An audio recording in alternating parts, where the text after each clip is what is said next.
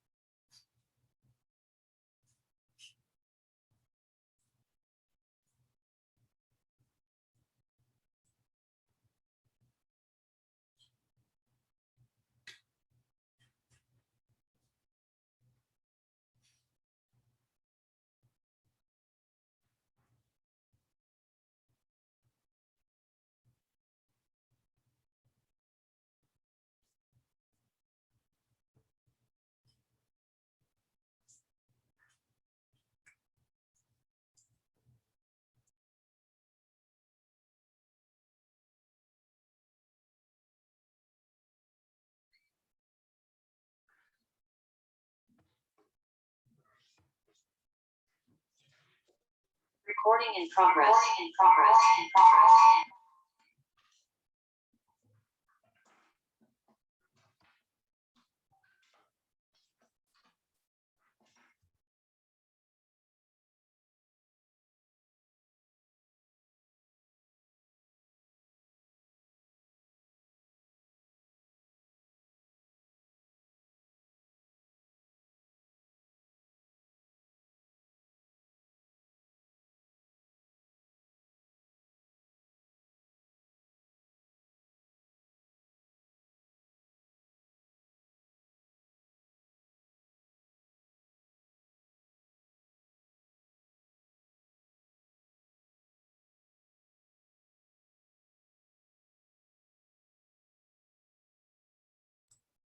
Boa noite a todas.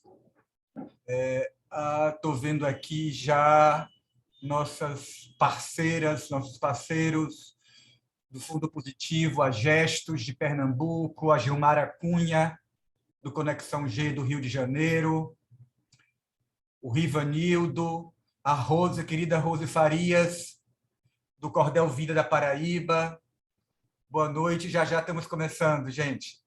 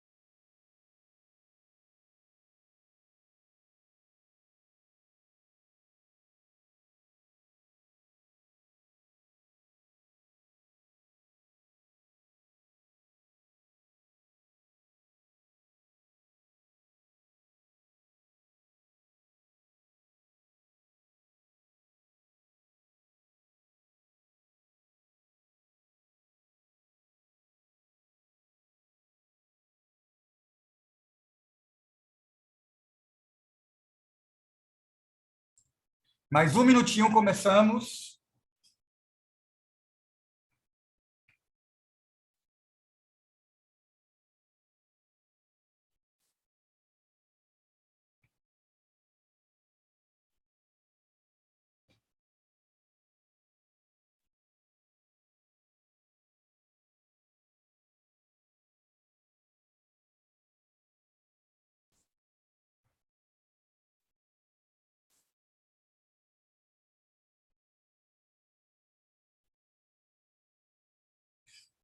Bom, boa noite novamente a todas, a todos, a todes, especialmente a todas, porque hoje é um dia para falar da mulher.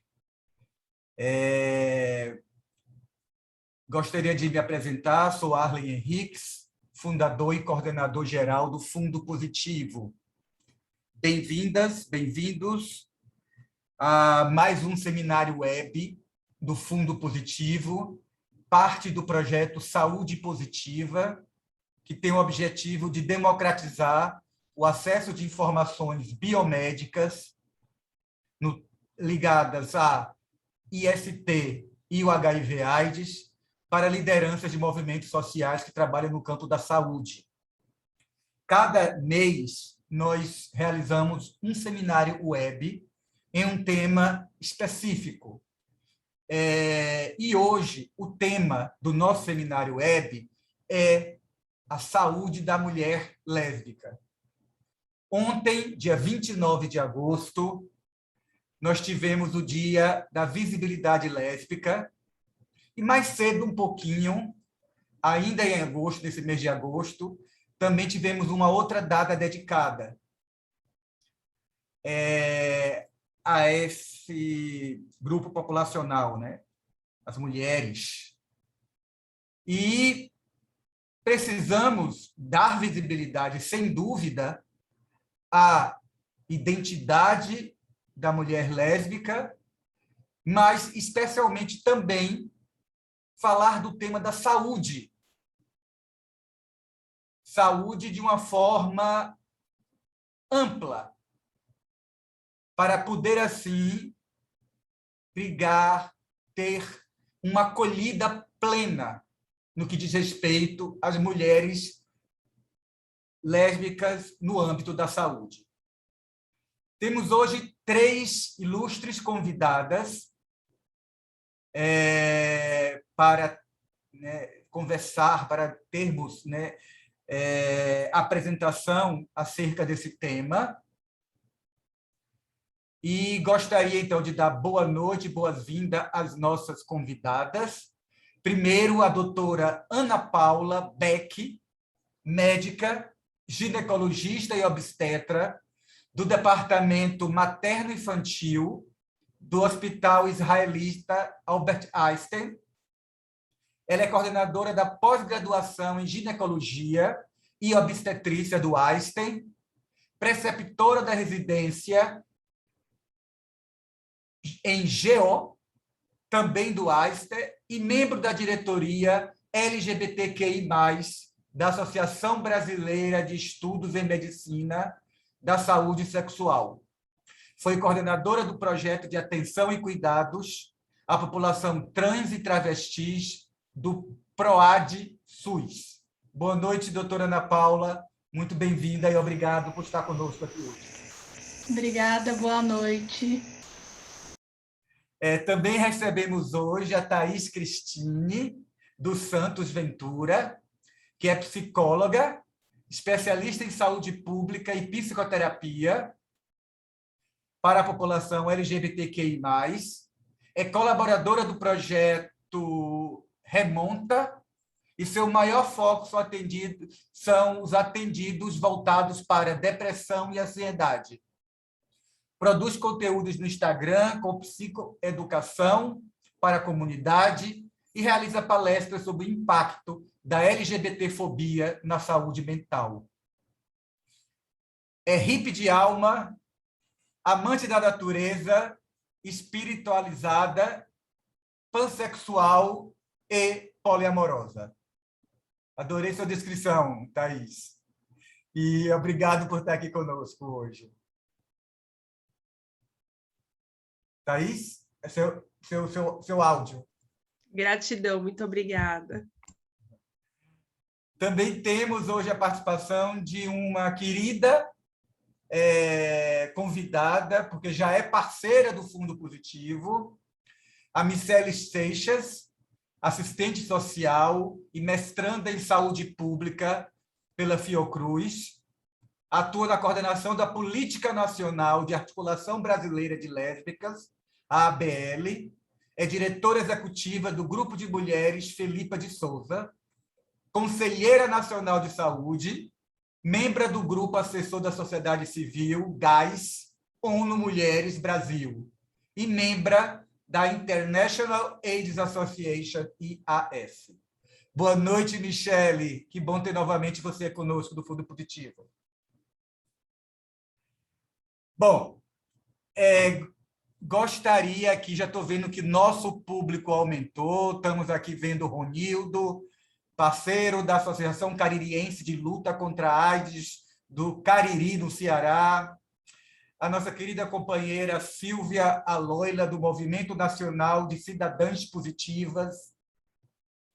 Então, eu gostaria de lembrar a Kelly, do Estrela Guia de Santa Catarina. Eu gostaria de lembrar a todos os participantes, todas as participantes, por favor, deixar aqui no bate-papo o nome e o nome da organização para a gente colocar na lista de presença do Fundo Positivo. Bom, seguindo a nossa metodologia de seminário web, serão apresentações de, em média, de 15 minutos. Quando estiver completando 12 minutos, eu aviso as palestrantes, e, ao término, a gente abre para o debate, para perguntas. Tá? Então, eu passo a fala para a nossa primeira convidada, a Ana Paula, doutora Ana Paula Beck. Obrigada, boa noite. Eu vou compartilhar. Veja se estão vendo. Estão vendo? Sim, doutora. Tá bom. Então, eu sou Ana Paula Avritcher Beck, como já fui apresentada, sou ginecologista e obstetra. Agradeço muito o convite do Fundo Positivo, da Mirtes, por falar hoje sobre a saúde da mulher lésbica, por ter oportunidade nesse mês da visibilidade lésbica, o mês inteiro que a gente considera, né, por ter essas duas datas. Então, eu já quero agradecer, quero ficar muito honrada de estar participando desse web. Então, eu vou começar um pouco só falando da orientação sexual, que ela é constituída por pelo menos 3 dimensões, né? O desejo, a atração, o comportamento, a atividade sexual e a identidade. Então, elas são atravessadas por estigma e preconceito. As mulheres podem ter atração e não ter atividade sexual e ainda assim se identificarem como lésbica, assim como elas podem ter atividade sexual e não se identificarem como lésbicas. Isso, em geral, ocorre em virtude do preconceito, do grau de homofobia internalizada. Né? A vivência da homossexualidade feminina, a gente não deve seguir roteiros heteronormativos. O ideal é que a gente, do campo da saúde, aprenda a abordar a homossexualidade feminina no cuidado integral a essas pacientes, que a gente evite ter algum roteiro, e, em geral, os roteiros que a gente aprendeu são heteronormativos e a gente tem que desconstruir esses roteiros para poder aprender novamente a como atender esses pacientes. Falando um pouquinho só sobre a homofobia internalizada, é a internalização de um gay ou lésbicas das atitudes negativas que a sociedade traz com relação à homofobia. Causa muita angústia, principalmente às mulheres lésbicas, evoca culpa e o medo relacionado à sexualidade. Quando a pessoa tem alta taxa de homofobia internalizada, elas são associadas a um aumento do abuso de substâncias, transtornos alimentares e suicídio. Está relacionado à depressão e sintomas de ansiedade e, em geral, altas taxas de homofobia internalizada também é o principal fator de risco para disfunções sexuais da população de lésbicas, gays e bissexuais. Então, pensando um pouco sobre saúde, é importante a gente entender qual é o conceito de saúde, né? Desde 1946, que a Organização Mundial da Saúde definiu saúde como uma coisa mais ampla, como o quê? O bem-estar físico, mental e social, e não como a ausência de uma enfermidade, né? E aí a gente já começa a entender que quando uma pessoa sofre LGBTfobia, a lesbofobia, a gente pode entender, começa o estresse e daí a dificuldade em fornecer saúde nessa população, né? A lesbofobia é a intersecção entre a homofobia e o sexismo contra mulheres, e a gente inclui várias formas de negatividade com relação às mulheres lésbicas e bissexuais, tanto como indivíduo como grupo, né? Para que a gente possa compreender a dimensão disso, 40% a 60% das mulheres lésbicas não revelaram sua orientação sexual nas consultas médicas aos seus ginecologistas. Das que revelaram, apenas 5,1% revelaram porque foram perguntadas diretamente. 50% delas que revelaram acharam que houve uma reação negativa do profissional de saúde.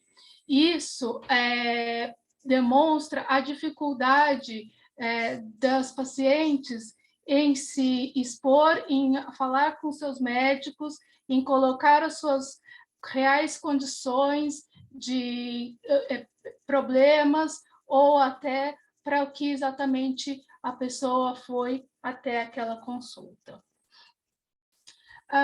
Quais são os problemas comuns de saúde que a gente encontra na população lésbica? Então, é importante que a gente entenda que não existe nenhuma doença específica, né? Mas os altos níveis de estresse, que hoje em dia a gente fala dos estresses de minoria, eles mostram o quê?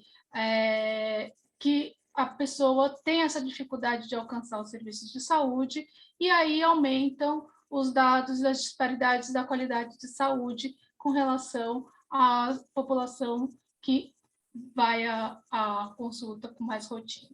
Então, jovens têm 2 a 3 vezes mais propensos a depressão e suicídios, maiores índices de tabagismo, abuso de álcool e uso de drogas, e idosos têm mais tendência ao isolamento. Essa falta de acesso à saúde ainda pode gerar o quê? É muito comum obesidade, diabetes do tipo 2, doenças cardiovasculares, principalmente voltada por quê? Novamente, obesidade, tabagismo, falta do estresse, né? Então, tudo isso aumenta o risco de doenças cardiovasculares. Rastreamento do câncer de colo uterino. Coloquei um asterisco. Por quê? Porque o rastreamento do câncer de colo uterino, existe um mito de que mulheres lésbicas não precisam fazer rastreamento do câncer de colo uterino. Primeiro, a gente tem que saber quais são as práticas que essas mulheres fazem. Porque práticas com penetração, há necessidade, sim, de se fazer um rastreamento de câncer de colo uterino. Mulheres que já tiveram relações com homens antes, então, às vezes, a gente precisa, eventualmente, fazer o rastreamento. Ainda, rastreamento de câncer de mama, rastreamento de ovários e também, de novo, transtornos depressivos e ansiosos, principalmente causados pelo estresse que gera o estresse da menopausa. Então, o que a gente pode começar a pensar em promoção de saúde? Os estudos que a gente tem não são estudos com um grande número de pacientes, mas os estudos que a gente tem demonstram que não tem um risco aumentado de ISTs nessa população, tá? Então, os riscos são iguais. Muito embora, quando elas procuram por queixas de ISTs, por queixas de corrimento, por queixas de condiloma, então, porque elas estão com alguma queixa, e acabam, então, apresentando alguma queixa de IST. Mas, se você fizer uma comparação, elas não são maiores. Daí, a gente pensa que a gente tem que orientar sobre as formas de proteção, e que a gente precisa entender quais são as formas de contágio nessas relações. Quais seriam as formas de contágio? Contágio nas relações vulva com vulva, oral ânus, dedos vulva, dedos ânus e acessórios sexuais. Então, sempre a gente precisa não perguntar mais do que o necessário, nem perguntar menos do que o necessário nas consultas ginecológicas. Há que se perguntar práticas, uso de acessórios sexuais e saber como, diante dessas formas de relações, o que orientar. Na promoção ainda da saúde, o que a gente pode orientar como formas de proteção? Que se abra o preservativo vaginal ou peniano, que ele aberto, ele pode fazer essa película de proteção, ou mesmo o uso do Dental Dam. O Dental Dam, ele é um dispositivo que já existe no Brasil, bastante encontrado, né, em formas dessas casas de coisas de dentista, e às vezes até hoje em dia já tem gosto, engaja uma brincadeira, né, porque tem gosto, tem cor, então fica às vezes até mais fácil de fazer, né, o uso desse Dental Dam, e ele é igual a um preservativo aberto, a gente pode colocar, e aqui estou apresentando, então, algumas formas da gente utilizar como forma de proteção.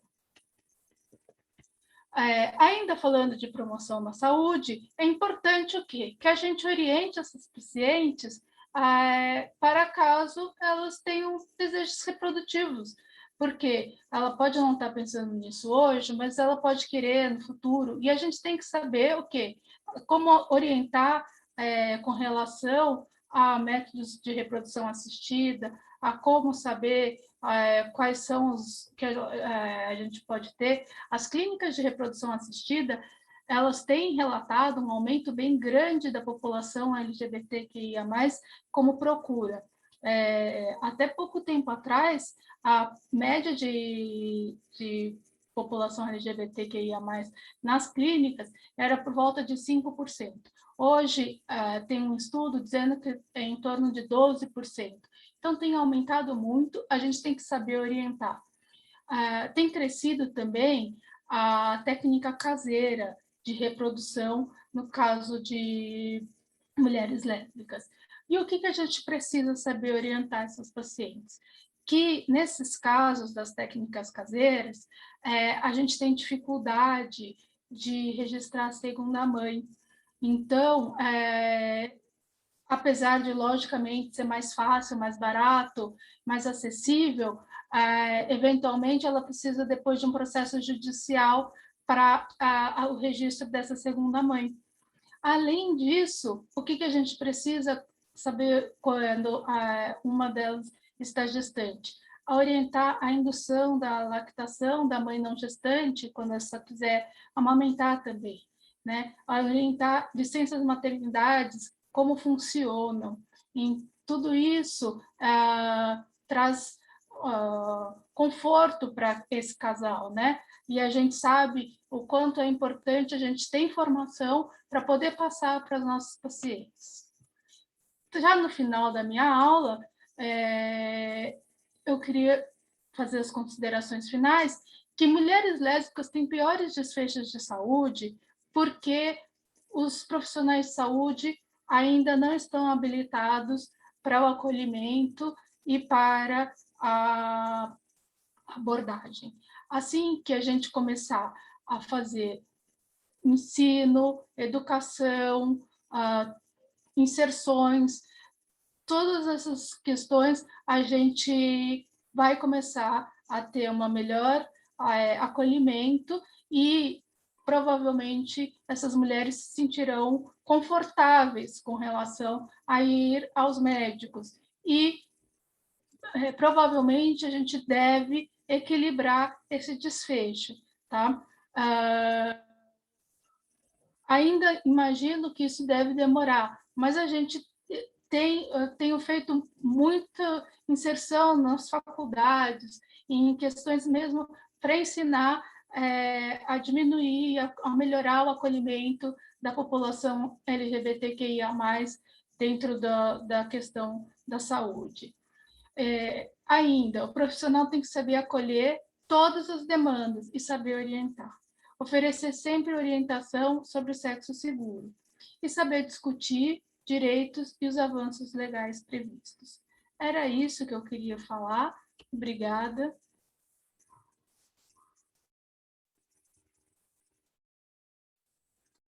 Muito obrigado, doutora Ana Paula, pela sua contribuição, sua fala. E agora eu gostaria de passar para a Thaís. Olá, boa noite mais uma vez a todas, todos e todes. Vou compartilhar aqui a minha tela.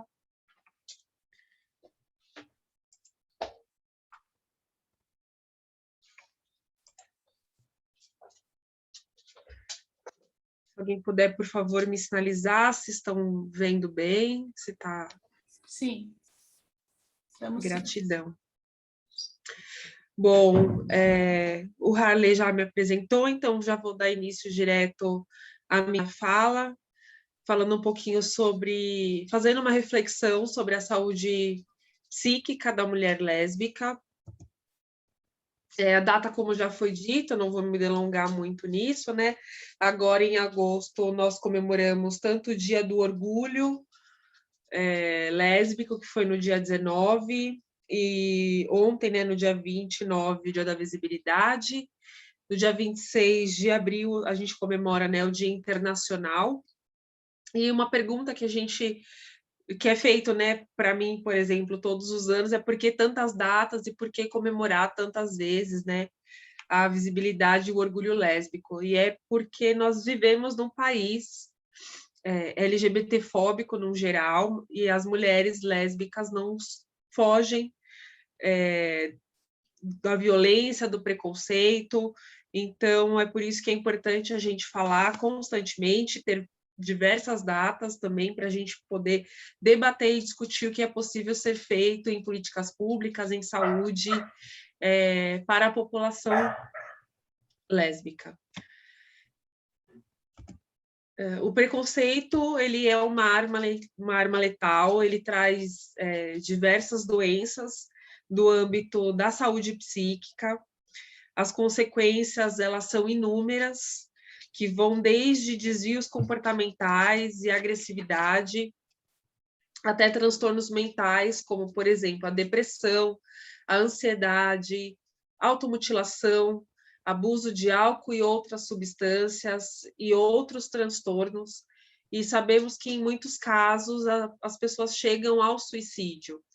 E alguns estudos apontam que uma pessoa que sofre preconceito hoje, ela tem até 4 vezes mais chances de desenvolver, por exemplo, a depressão, do que alguém que não sofre nenhum tipo de preconceito.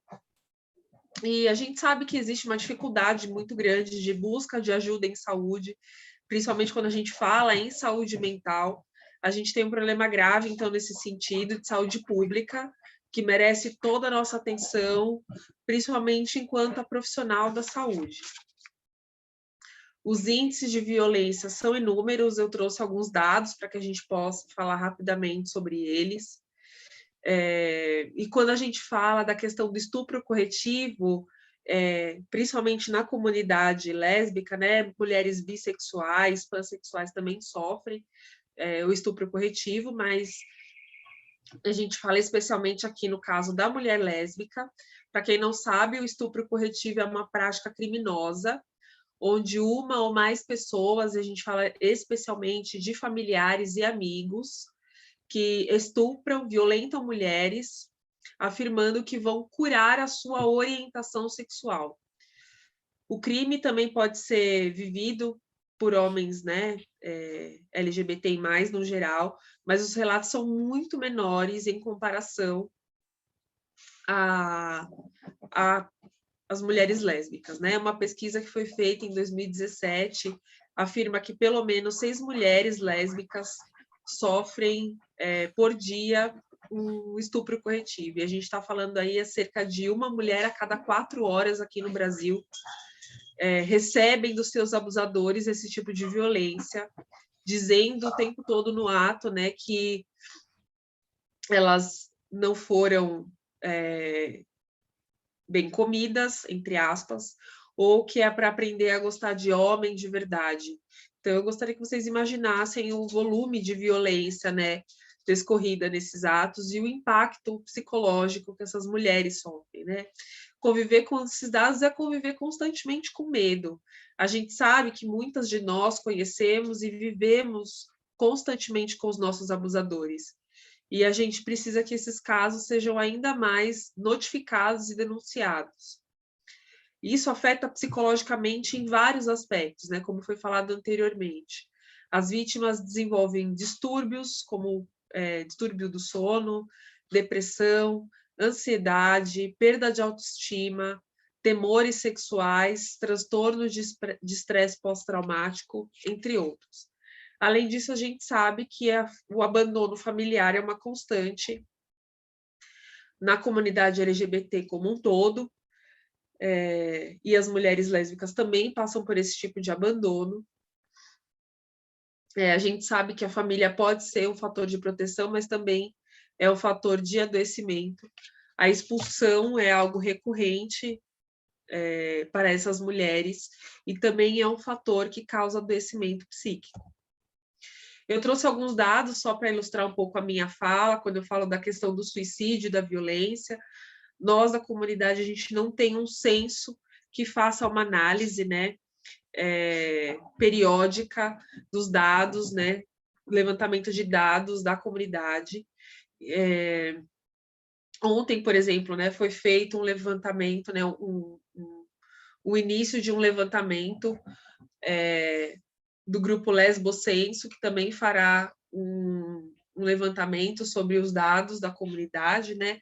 Mas eu trouxe, por exemplo, relatos do Grupo Gay da Bahia e da ANTRA, que são instituições que fazem alguns levantamentos através de relatos de mídia, revistas, etc. E para vocês verem, né, o número de assassinatos e violência da comunidade como um todo é muito grande, e os índices de suicídio também, né? A gente tem uma predominância no ano de 2019, por exemplo, né, de homens gays, mas esses dados também incluem mulheres lésbicas, bissexuais, pansexuais, enfim, no geral. No ano de 2020, que nós imaginaríamos que talvez, né, esses números fossem ter uma baixa muito grande por conta de ser um ano de pandemia, onde as pessoas ficariam um pouco mais, né, fechadas, mas a gente viu que os números aí ainda continuam. O requinte de crueldade e crimes de ódio é muito grande, e os casos de suicídio também. O que me chama muita atenção nesse dado é que a gente vê aí 13 casos de suicídios e uma predominância de travestis e mulheres trans no ano de 2020. Quando a gente faz essa avaliação pela ANTRA, no mesmo ano que a Associação Nacional, né, de Pessoas Trans e Travestis, a gente vê que os números de suicídio são um pouco mais altos. A gente conta aí com 23 casos. E são números altíssimos, né, para uma comunidade, e a gente entende que o impacto na saúde mental dessas pessoas estão cada vez maiores, né? O grande vilão do adoecimento, a gente pode dizer que não deixa de ser a violência, né? Esse mesmo estudo que me relata, né, a questão de vítimas de estupro, né, por hora, ele fala também que a saúde mental é muito afetada pela violência, especialmente a violência física que a mulher vivencia durante a sua infância. Como a gente conhece, né, nas escolas, o famoso bullying, etc., a frequência de casos de violência doméstica são muito altos. Quando a gente fala da violência que as mulheres lésbicas também sofrem no trabalho, são muito grandes e em lugares públicos também. O consumo e o abuso de álcool e outras drogas são superiores a índices de pessoas heterossexuais, de mulheres heterossexuais, e a ansiedade causada pelo medo, pela rejeição e pela homofobia também são muito altos. Então, a gente vê esses números quando a gente fala de violência, né, relatado nessas pesquisas, e isso me leva a crer que são impactantes também para apresentar esses números de suicídio. Só no ano agora de 2021, a ANTRA traz um registro de janeiro a abril, né? E só nesse princípio de ano, o número de pessoas que se suicidaram foi de 5 pessoas trans, só agora no ano de 2021. Penso que muito ainda precisa ser feito para que esse impacto diminua. Nossos consultórios hoje estão repletos de pessoas em busca de cuidado pela saúde mental, mas ainda é pouco. Não são tantos profissionais que são preparados para atender de forma correta a comunidade LGBT, porque a gente sabe que ainda existem muitos profissionais que desferem preconceito na clínica, né? Julgamento, religiosidade, enfim. Então, a gente precisa de um preparo profissional muito maior, não só para psicólogos, mas para profissionais da saúde no geral. Falo muito das políticas públicas. A gente não tem hoje uma política pública que seja voltada à comunidade, especificamente às mulheres lésbicas. Falta aí muito em relação, por exemplo, à segurança, né? Que mulher hoje em dia tem segurança de sair sozinha na rua, né, à noite? Principalmente se você for uma pessoa LGBT ou uma mulher lésbica, se você tem algum tipo de marcador social, isso ainda é muito mais agravante. Então, a gente precisa investir na cobrança de políticas públicas para nossa comunidade. O acolhimento familiar é fundamental. Como disse no início, né, pode ser um fator de adoecimento, mas é um fator de proteção também. A gente sabe que uma pessoa adulta que tem esse tipo de acolhimento voltado para uma pessoa homossexual, por exemplo, a gente tem uma queda de até 4, para cada 6 pessoas, 4 deixam de pensar em suicídio. Se existe algum adulto que faça esse vínculo afetivo com a pessoa homossexual, com a mulher homossexual.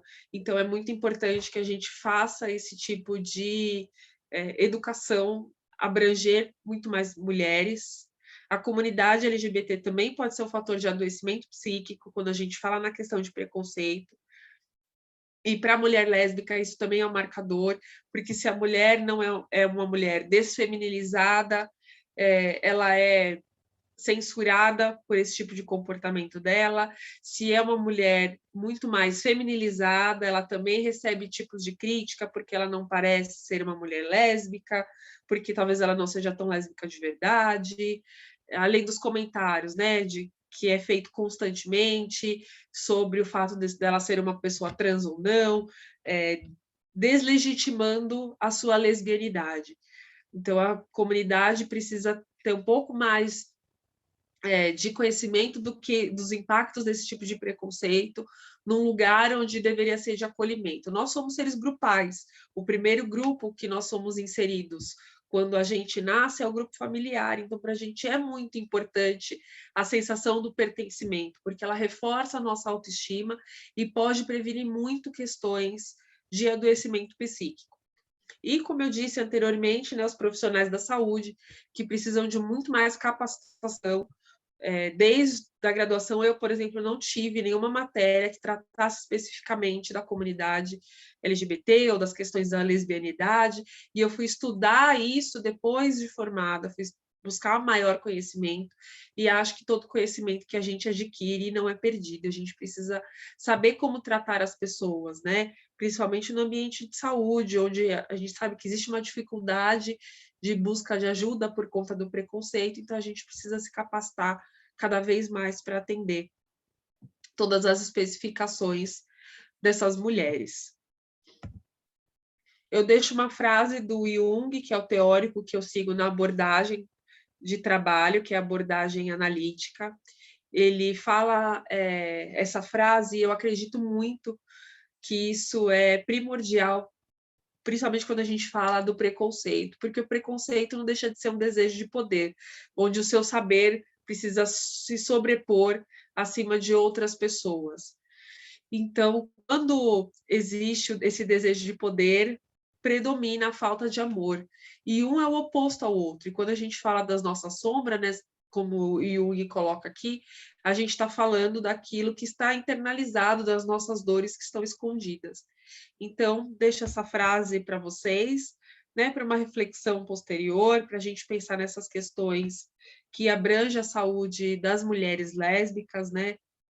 E deixo também para vocês meu contato, caso alguém tenha alguma dúvida ou queira fazer alguma pergunta ou me seguir nas redes sociais, fica também aqui para vocês fazerem esse contato comigo posteriormente.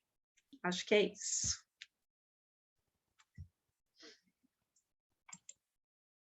Obrigado, Thaís, pela Gratidão. brilhante apresentação. Duas brilhantes apresentações. E sei que agora também teremos uma terceira brilhante apresentação da Michele. Com você a palavra, Michele. Boa noite a todas e todos. Primeiro eu quero agradecer o convite, né? Para mim é sempre um prazer os convites que vêm do Fundo Positivo. Para mim é sempre um prazer dividir sempre esses momentos com outras profissionais, né? Pesquisadoras. A gente sabe que a pesquisa sobre a saúde da mulher lésbica no Brasil ainda são muito incipientes, a gente ainda não teve nenhuma grande pesquisa sobre a nossa saúde. Agora, no mestrado, o meu projeto de pesquisa está inserido num projeto maior, que são as violências no contexto da Covid-19, desafios e vulnerabilidades globais, enfrentamento às violências contra mulheres e meninas no contexto da Covid-19. E nessa pesquisa eu venho trazendo os dados dentro do contexto pandêmico. Oi? Oi, só um minutinho. Aqui em relação ao áudio, está tendo alguma interferência? Aqui no... Não. Formando. E o áudio não está... Mas a gente pode seguir. Faz parte, às vezes, problemas de conexão, não tem problema não. Interrompido. Se tiver muito ruim, me sinaliza, tá? Por favor. E aí, dentro dessa pesquisa, eu venho trazendo quais são as violências lesbofóbicas que nós, mulheres lésbicas, sofremos, né? Nesse contexto pandêmico, na qual, como a doutora Thaís já veio trazendo, a nossa saúde mental piorou bastante, né? A saúde mental das mulheres lésbicas teve uma queda de qualidade, assim, bem significativa. Bom, como a doutora Thaís também falou, esse mês tivemos 2 dias bem importantes, né? 19, o Orgulho, 29, né? O Dia Nacional da Visibilidade Lésbica, na qual a gente está comemorando 25 anos, né, da visibilidade lésbica. Mas esses 25 anos da visibilidade lésbica nos traz a reflexão de que nós ainda não conseguimos avançar como gostaríamos no debate da nossa saúde, né? Ainda debatemos pautas de 25 anos atrás, infelizmente. Não só pelo contexto sociopolítico e econômico que o Brasil se encontra, mas pelo fato de sermos mulheres, né? A gente, no momento, tem a Política Nacional de Saúde Integral. As pessoas ainda estão comentando sobre o áudio. Tem como você se afastar um pouquinho do microfone? Para ver se melhora? Ver se melhorou. Afasta um pouquinho, vamos ver. Eu estou pelo computador. Melhorou, pessoal? Vocês acham que está melhor? Está pior? Fone? Tá. Deixa eu pegar o fone.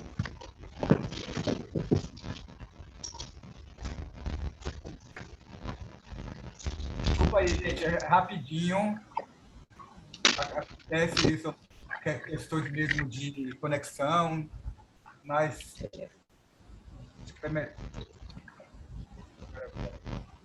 Melhor com fone? Vocês me ouvem melhor?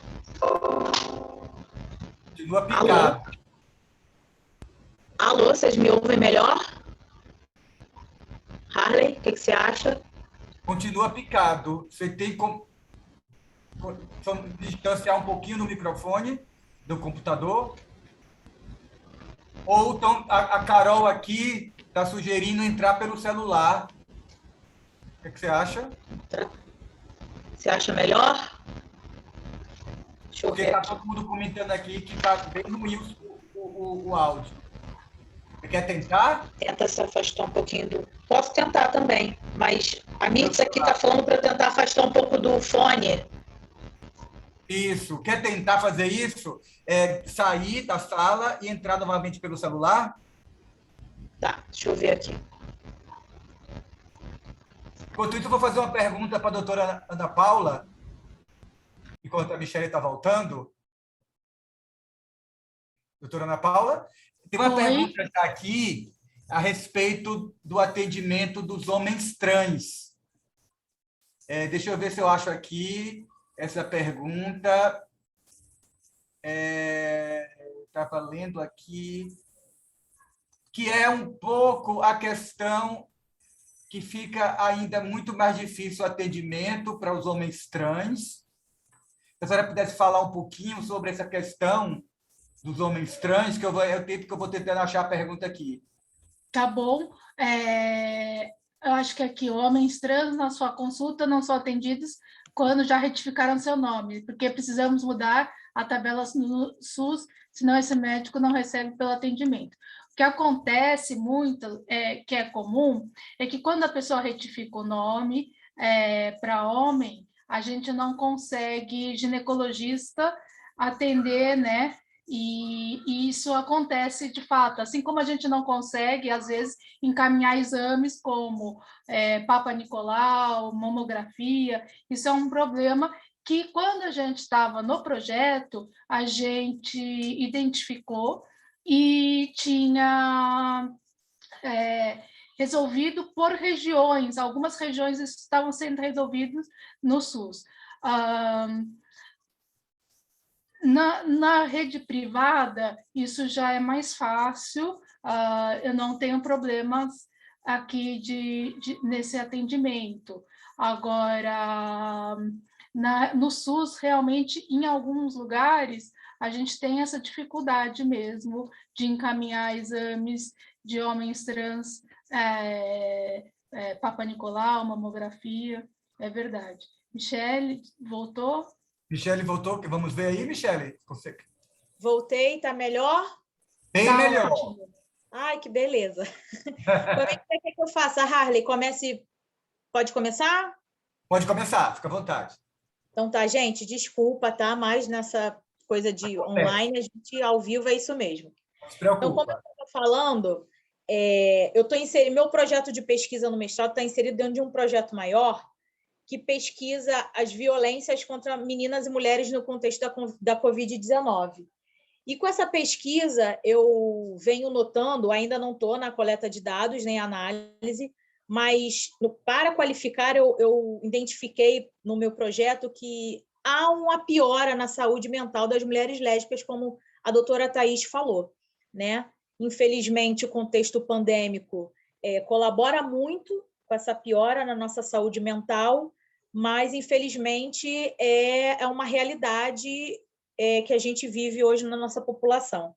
A gente ontem comemorou, dia 29 de agosto, 25 anos da visibilidade lésbica, né? Mas a gente ainda discute as mesmas pautas há 25 anos, quando fala da saúde da mulher lésbica. Infelizmente, não é só pelo contexto social, político e econômico que a gente está inserida, mas é pelo fato de sermos mulheres.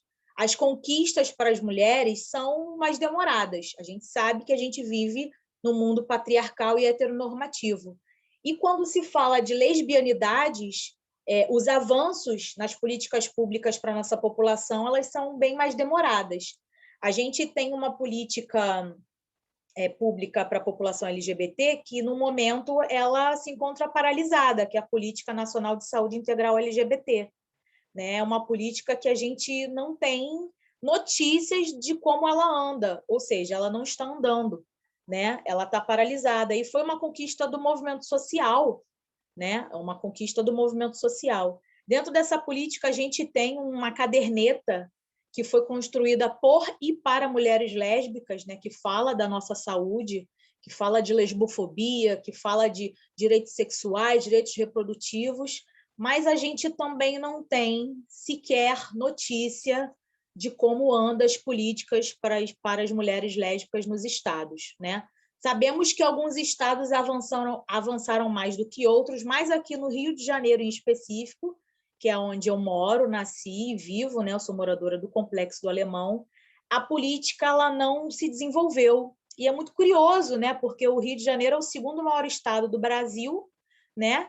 Faz o melhor carnaval do mundo e não conseguiu evoluir com essa política, nem para a nossa população e nem para nenhum outro segmento da população LGBT, né? É muito triste. A gente vem pautando muito dentro do movimento, ultimamente, muito não, né? É a pauta principal para nós lésbicas, é a saúde, né? Porque é o que é mais latente, é onde a gente encontra os piores relatos, os piores atendimentos. A gente tem profissionais parceiras como doutora Thaís, doutora Ana Paula, mas a gente sabe muito bem que a gente encontra mais profissionais que não são parceiros do que parceiros, né?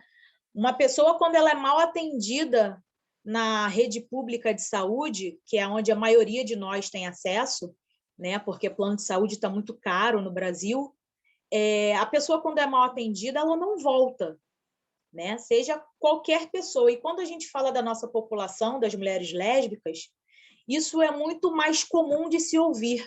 É incomum quando a gente encontra uma sapatão que fala assim, nossa, eu peguei uma médica ou um médico maravilhoso. E assim, se pensar que a gente está em 2021, né? Em 2021 a gente ainda encontra esse relato. A saúde da mulher lésbica ela tem tantos entroncamentos no debate, mas tantos entroncamentos, que a gente, em 2021, a gente ainda está debatendo tamanho de espéculo para atendimento ginecológico. Isso é muito sério, né? A gente sabe que toda mulher deve passar, pelo menos uma vez ao ano, pelo atendimento ginecológico, e quando essa mulher nunca foi na vida, nunca foi um atendimento ginecológico na vida, isso é muito sério. Acarretam outras doenças que, às vezes, quando detectadas, já não dá para fazer mais nada. A gente tem alguns casos que a gente sabe, obviamente, isso não é fruto de uma pesquisa acadêmica, mas a gente do movimento social encontra muito esse tipo de relato, são mulheres que estão com HPV e que relatam que nunca foram a atendimento ginecológico. Ah, mas que absurdo, essa mulher tem que ir ao médico. Essa mulher tem que ir ao médico, mas ela escuta tantos absurdos de outras lésbicas ou outras mulheres falando, ou ela já tentou e foi tão maltratada que ela não vai, ela desiste de ir, né? É preciso que na formação acadêmica de qualquer profissional, mas em específico, né, da medicina, que se tenha uma formação acadêmica que não seja heteronormativa, porque nossos corpos não são iguais. Nós, mulheres, não somos iguais, né? E eu ouso a dizer que nós não somos iguais, não queremos ser iguais, mas queremos ser atendidas com ética profissional, né? Sem que ali tenha uma reversão de sexualidade, ou que se tenha um atendimento sem ética, com julgamento de valores, que a gente sabe que existe, né? A gente sabe que, infelizmente, ainda existem pessoas que atendem a nossa população muito mal. E essa população ela tende a evadir do sistema de saúde, né? Eu gostaria de chamar a atenção, porque eu estava escutando a aula da doutora Ana Paula, e ela falou das barreiras sexuais. O Dental Dam, ele é uma barreira sexual que ele não é acessível a todas nós. É uma barreira sexual que não é uma barreira que foi fruto de uma pesquisa, faz parte do pacote das gambiarras de sexo seguro entre as mulheres lésbicas, porque, como eu disse no início da minha fala, nunca houve uma pesquisa que nos dissesse que a barreira sexual segura e acessível para todas nós seja essa aqui. Nunca houve no Brasil. Nunca. Né? Isso é muito sério. Então, a Dental Dam é uma barreira sexual que não é acessível. Né? Se a gente hoje está vivendo em tempos de distribuição de cestas básicas, não é possível que todas nós tenhamos acesso ao Dental Dam. infelizmente, né? E outras gambiarras sexuais mais que a gente faz e que a gente sabe que não é o ideal, né? Porque são gambiarras, né? Eu não acho agradável botar a boca numa camisinha, porque camisinha tem aquele lubrificante, né? Aquele negócio encebado que vem, né? Não foi pensada para nós, foi pensada para o sexo fálico, né? Do falo, né? Ou de dois homens ou de um casal hétero, né? A indústria da camisinha, né? Ela foi pensada para mulheres que transam com homens, né? Não pessoas heterossexuais, não para gente, né? E assim é muito complicado porque são pautas que a gente vê que não avançam, né? O debate de direitos sexuais no Brasil não avança, né? Quando a gente fala de direitos sexuais das mulheres lésbicas. E o debate sobre direitos reprodutivos não avança. Eu pesquiso desde 2013 os direitos sexuais das mulheres lésbicas, né? Quando eu falo de direitos reprodutivos via SUS, né? Porque ter acesso a uma clínica é muito caro também. É cerca de 40 a 50 mil reais para que eu faça uma fertilização in vitro numa clínica. E a maioria de nós não tem condições de pagar 40, 50 mil reais. Isso se der certo as 2 tentativas, né? Que cada mulher tem direito a 2 tentativas. É um procedimento muito caro a fertilização in vitro. Então, muitos de nós estamos recorrendo à inseminação caseira, que é um problema depois para registrar. Aqui no Rio de Janeiro, por exemplo, nós não temos jurisprudência. Se eu engravidar por inseminação caseira, eu vou ter que entrar com um processo pedindo para que a outra mãe tenha o direito de registrar o próprio filho, né? Então, são muitos gargalos que a população sapatão ainda encontra, né? Inclusive, os direitos reprodutivos via SUS está garantido na Política Nacional de Saúde LGBT, mas ela aqui no Rio de Janeiro ela não é cumprida. Em São Paulo, ela existe pelo Pérola Byton, no Pará ela existe, no Paraná, no Maranhão, se não me engano, no Ceará. Não sei se eu estou... em Brasília também. Mas aqui no Rio a gente não tem acesso a tecnologias reprodutivas via SUS, né? São 8 anos e que nada mudou, né? Infelizmente. A gente tem uma produção de dados aqui no Brasil, e eu falo a gente porque eu sou muito parceira da Suane e da Milena. Elas produziram um dossiê do lesbocídio, e deixo como exemplo de literatura quando a gente fala de lesbofobia e lesbocídio, porque é importante a gente marcar, né, e demarcar a nossa orientação sexual, falando que são crimes lesbofóbicos, né, que foi uma lesbofobia quando uma lésbica é morta, né, quando uma lésbica é assassinada, né, porque se a gente fica reproduzindo o homossexual, a gente fica perdida no limbo, né? Homossexual... mas você é gay, né? Não, gente, eu sou lésbica, né? Eu sou uma mulher lesbo-afetiva, né? Quando uma de nós morre, é um lesbocídio. Quando sofremos violência, é uma lesbofobia. Existem outras produções acadêmicas também que traz a terminologia lesbofobia, lesboafetivas, né? E essa marcação de orientação sexual, ela não é de hoje, tá? Há 25 anos ela vem sendo construída. E eu era uma criança, não estava nem pensando em debater nada disso. Mas mulheres que me antecederam, como Ione, como Rosângela, como Virgínia Figueiredo, debatem a autonomia, né, e a apropriação do que é ser lésbica. Senão a gente se perde, né? A ausência de dado, eu costumo falar que a ausência de dado é um dado. E a gente tem ainda poucos dados sobre a nossa população. Harley, me direciona quando estiver acabando minha fala, por favor, tá? Tá bom, mais uns 5 minutinhos, Michele.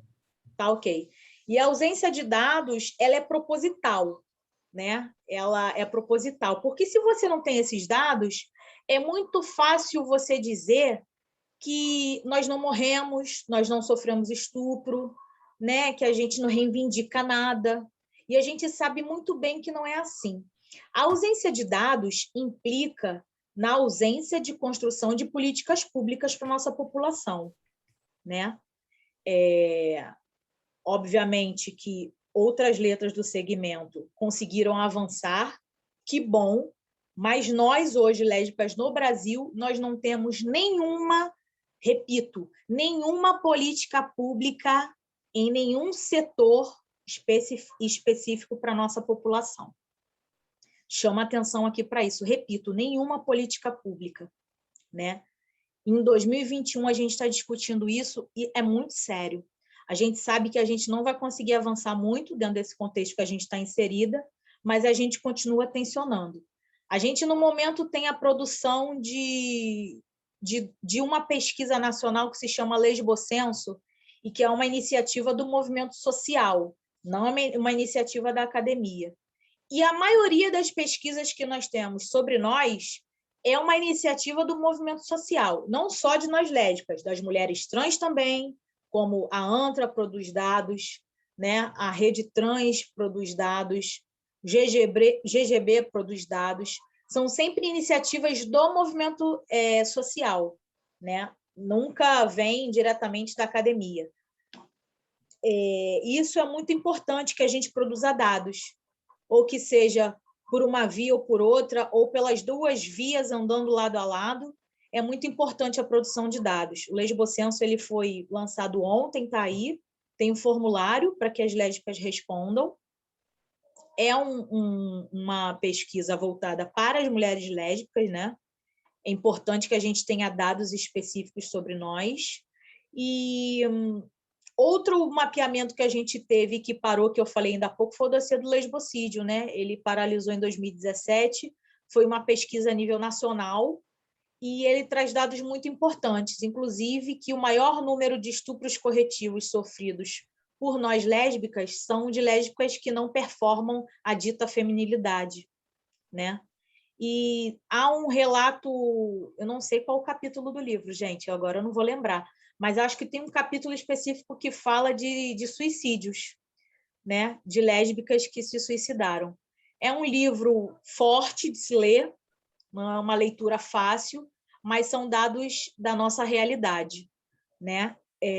O dossiê do lesbocídio está lutando para que siga na continuidade da produção de dados. Em 2019, a gente lançou o mapeamento afetivo da Maré. Eu tive a felicidade de ser uma das coordenadoras, né? E agora eu acho que ele vai ter uma continuidade. Esperemos que tenha uma continuidade, né? Que é importante.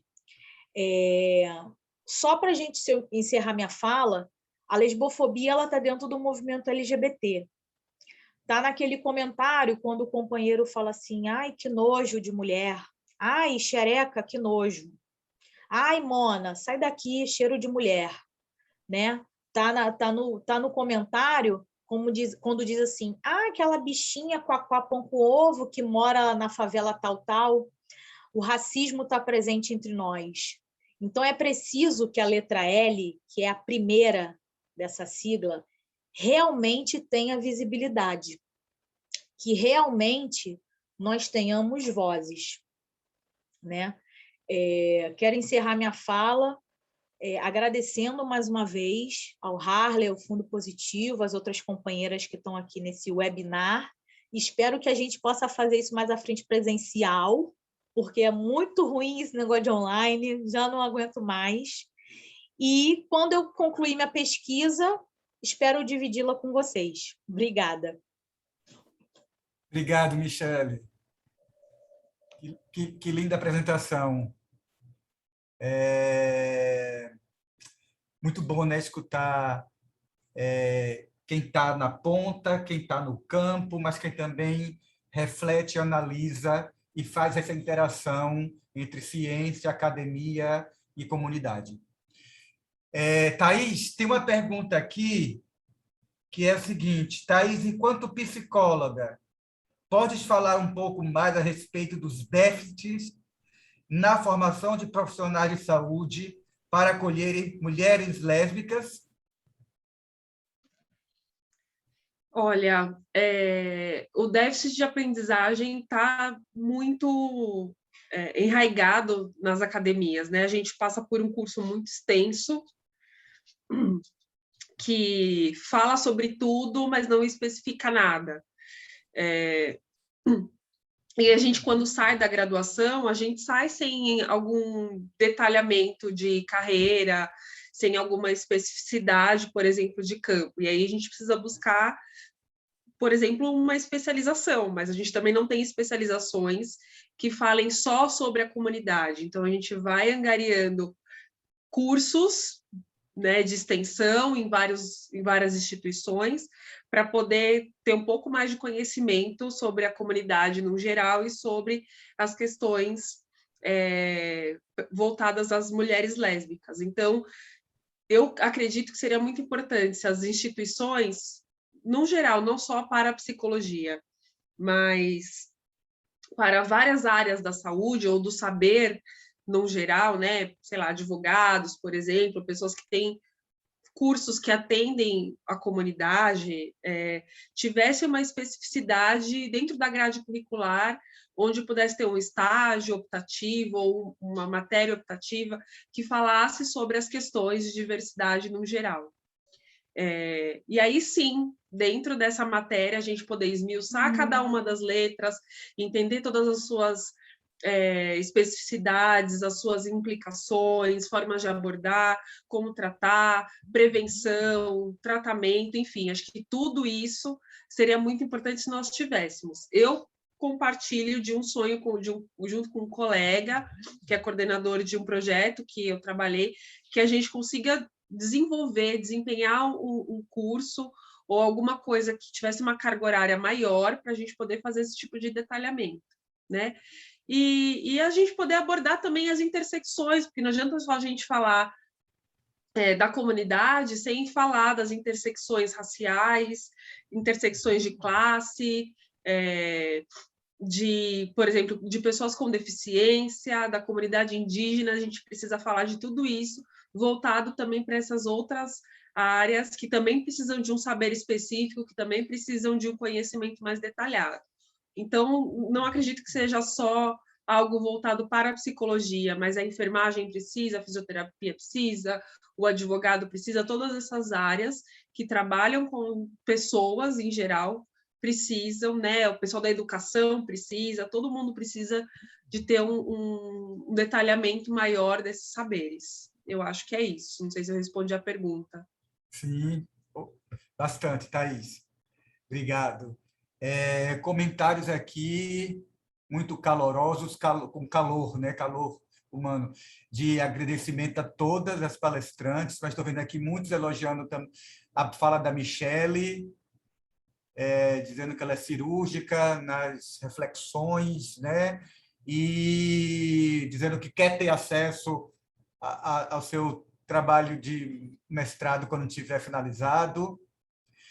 Eu vou deixar...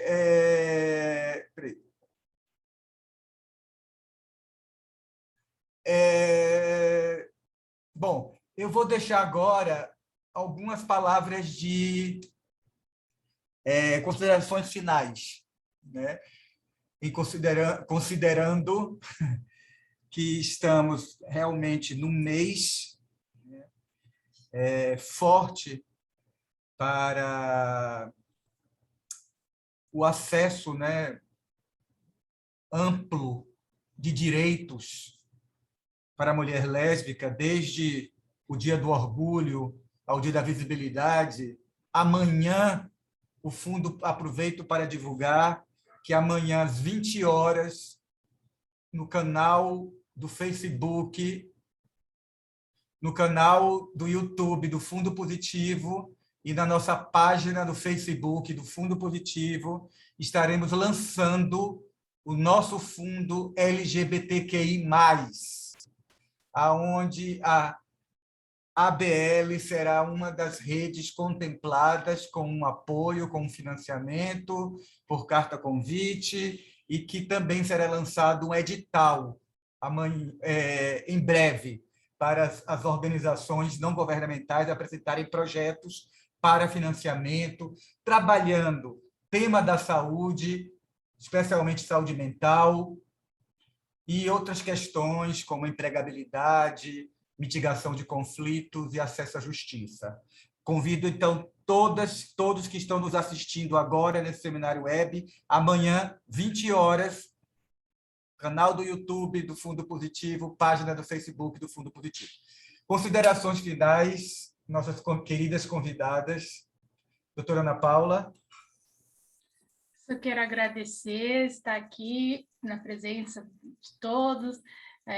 Gostei muito da participação, da fala das colegas também, e só realmente agradecer bastante, né? Como eu sempre falo, a gente está sempre aqui mais trocando experiência, aprendendo. Agradeço muito.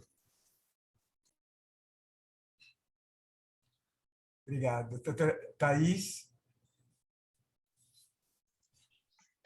Quero agradecer a todas, todos e todes pela participação, pela presença. Gratidão enorme de todo o meu coração ao Fundo Positivo pelo convite, pelo carinho de todas as pessoas que contribuíram. Agradecer também a aprendizagem, né, e a partilha das colegas, né, Ana Paula e Michele, que a gente possa se encontrar em outras oportunidades, porque o saber de vocês é muito rico e a gente precisa desses atravessamentos. Ao Harley, que foi um querido fazendo essa apresentação, e eu fico à disposição do Fundo Positivo em maiores oportunidades, e de todos que quiserem aí me procurar, meu Instagram é o @psicólogaLGBT, fico à disposição se também alguém quiser fazer alguma colocação por lá ou me procurar, estou à disposição. Gratidão e até a próxima. Obrigado, Thais. Michele? Bom, eu quero agradecer mais uma vez o convite, agradecer às colegas, dizer que o CRP sempre foi um parceiro do movimento LGBT. O CRP é um dos maiores parceiros do nosso movimento, né? Sempre contra a tal da cura gay. Isso é muito importante, a gente ter os conselhos de classe junto à sociedade civil. Me coloco e coloco a BL à disposição tanto do CRP como da associação que discute a sexualidade, da doutora Ana Paula, né, para a gente estar trocando. E eu vou publicizar os dados quando eu terminar a minha pesquisa, que está um terror, estou toda atrasada, eu tinha que estar qualificando hoje, não estou, né, porque uma coisa, né, não tem como, ou é visibilidade lésbica ou é mestrado, mas a gente vai vendo como fica. E amanhã estaremos juntas e juntos e juntos, né, no lançamento do programa.